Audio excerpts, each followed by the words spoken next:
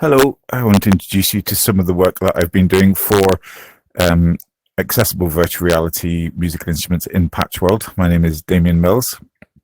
I'm with a Performance Without Barriers research group based at Queen's University Belfast. I'm now graduated from that research group, but the work continues seeing how we can use PatchXR as an accessible medium for playing virtual reality musical instruments.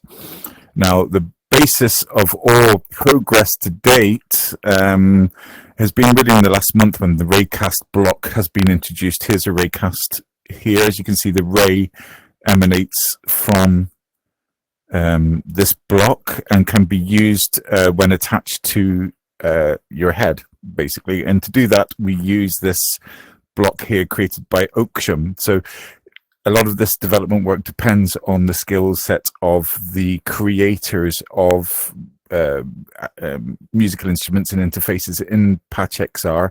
So it's always good to see that the sharing spirit is to the benefit of everybody. So credit to Oaksham here. This device works as such. It's going to scan by pushing this button for the people in the room. There's the camera, and there's myself there, as you can see with the name above my head. I can now attach this block with this ray coming from this device here by pressing this, and as you can see, it's snapped to my forehead. I've set it so that when it snaps, it's pointing forward. Now this can be used then to play notes,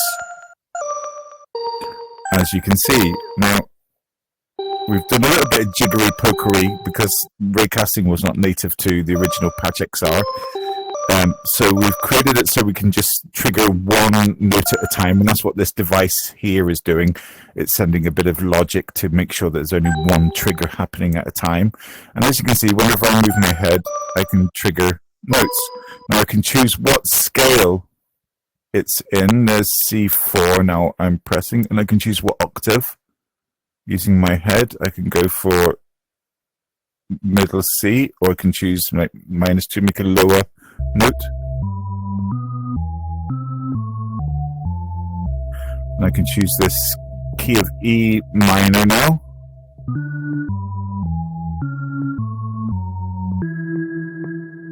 Now I've arranged these notes here as a pattern that reflects the notes played out in a isometric order, which in my research into accessible virtual reality showed that by arranging notes in such a way, it was created by Euler, the mathematician Euler. It's called a tone network.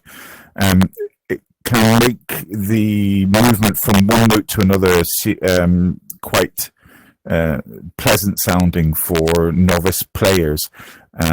As you can see, the notes above are in the traditional kind of keyboard fashion from C, C sharp, D, etc. But in the middle, the pink ones in the middle here are following this kind of isometric setup.